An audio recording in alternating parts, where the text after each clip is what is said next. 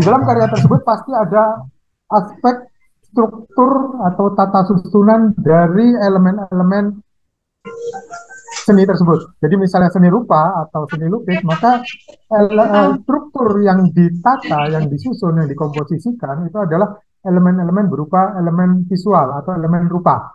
Ya seperti yang kalian pelajari saat ini, misalnya kalian menempuh mata kuliah nirmana, ya, itu pasti kalian mengenal atau dikenalkan dengan titik, garis, bidang, warna, kemudian tekstur, volume, dan sebagainya. Itu adalah elemen-elemen visual pembentuk sebuah karya. Misalnya karya lukis, ya berarti beberapa elemen-elemen tersebut bisa muncul, bisa juga hanya satu atau dua elemen.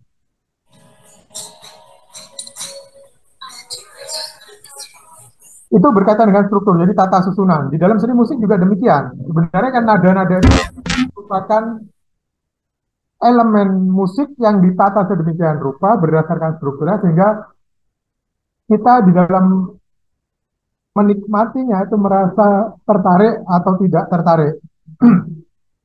Kemudian yang aspek berikutnya di dalam sebuah karya seni itu adalah tema. Bahwa setiap karya seni itu pasti mengusung sebuah tema. Bisa tema yang sederhana, bisa tema yang kompleks. Kemudian visualisasinya atau perwujudannya itu bisa juga rumit, bisa juga sederhana. Jadi ide yang terkandung di dalam sebuah karya itu biasanya kita bisa lihat dari tampak visualnya kalau itu karya lukis. Kalau karya musik ya kita bisa mendengar bunyi-bunyian apa saja yang muncul di dalam seni musik tersebut, di dalam tata susunan nadanya. Yang berikutnya adalah medium atau media, yaitu alat dan bahan. Nah, di sini kita coba ke seni lukis saja, bahwa di dalam menciptakan sebuah karya lukis, itu pasti membutuhkan yang namanya alat dan bahan. Alat bisa saja kuas, kemudian bisa juga pisau palet, atau mungkin peralatan-peralatan eksperimental yang lain. Misalnya menggunakan jari tangan, kemudian menumpahkan, menyemprot, kemudian membuat air brush dan sebagainya. Itu adalah peralatan. Kemudian bahan bisa cat air, cat minyak, akrilik, atau mungkin bahan-bahan warna yang merupakan hasil eksperimental dari seorang pencipta, pelukis atau seniman. Demikian juga di seni musik. Seringkali kita melihat bahwa ada seniman-seniman musik yang mencoba bereksperimen untuk menghasilkan bunyi-bunyian dari barang-barang yang ada di sekitarnya. Jadi itu sah-sah saja. Yang berikutnya adalah eh, kalau saya mengatakan sebagai idealisme si seniman atau pencipta, bahwa seorang seniman, seorang pencipta itu setahu saya pasti memiliki yang namanya idealisme. Idealisme itu adalah semacam prinsip yang dianut oleh si seniman di dalam proses menciptanya.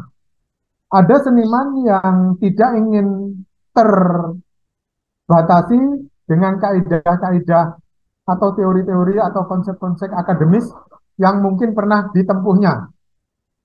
Tetapi ada juga seniman-seniman yang sangat patuh dengan kaidah-kaidah akademis yang sudah pernah dipelajarinya. Ini adalah pilihan. Ya, jadi misalnya seperti kalian sekarang umpama menempuh mata kuliah nirmana.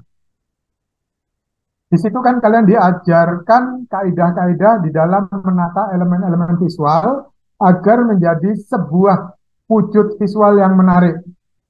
Ya, ada iramanya, ada kontras, kemudian ada gelap terang. Nah, kalau kalian ingin konsisten dengan prinsip-prinsip atau kaidah-kaidah akademis, maka kalian bisa memanfaatkan aturan-aturan atau kaidah akademik tersebut di dalam berkarya. Tetapi banyak juga orang yang ingin keluar dari batasan-batasan tersebut.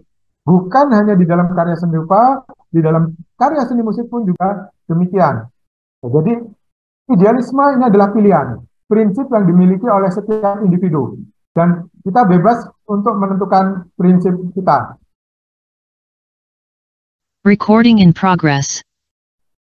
Kemudian yang berikutnya itu adalah gaya atau aliran yang diikuti oleh seorang seniman.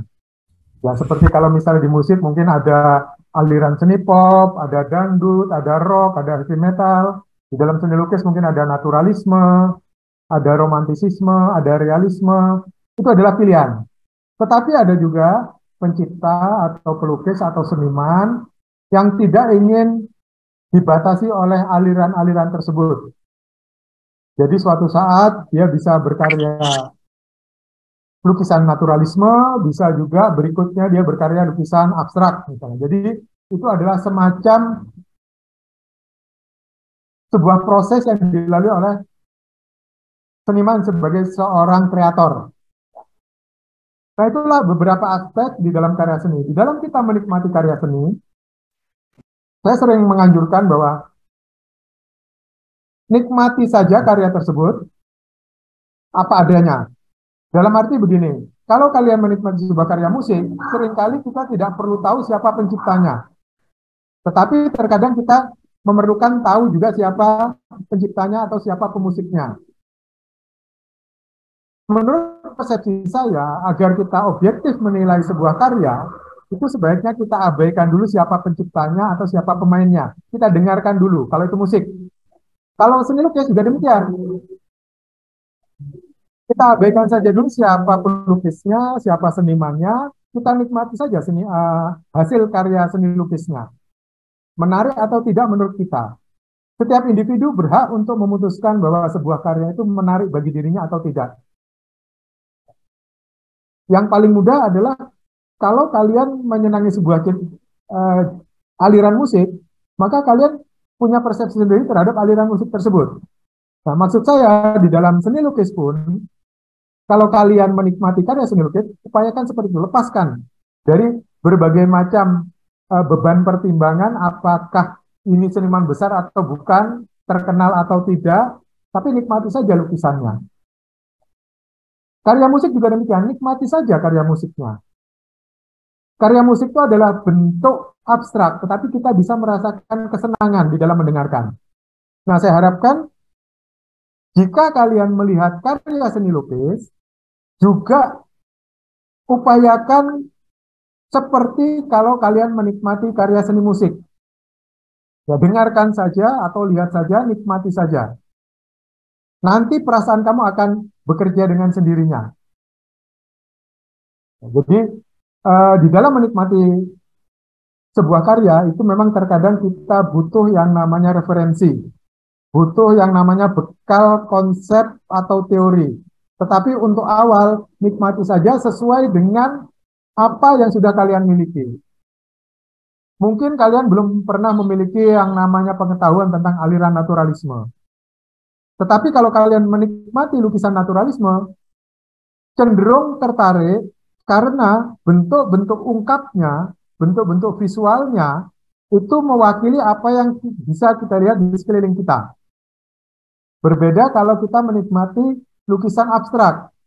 Karena abstrak seringkali tidak mewakili objek-objek yang kita kenal yang ada di sekitar kita. Sebenarnya kalau kita menikmati lukisan abstrak, nikmatilah seperti kita mendengarkan musik. Terkadang musik tidak ada syairnya, tidak ada liriknya, tetapi kita merasa terhanyut, kita merasa terbuai, kita merasa bisa menikmati musik tersebut. Nah, lukisan juga demikian, atau karya visual juga demikian. Ya nanti berbeda dengan karya desain komunikasi visual, karena desain komunikasi visual itu ada pesan yang ingin disampaikan, baik secara visual maupun secara verbal.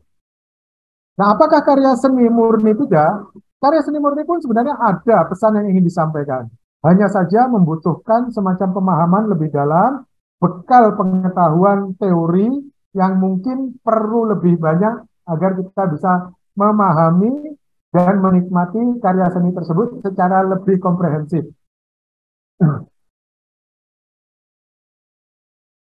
Saya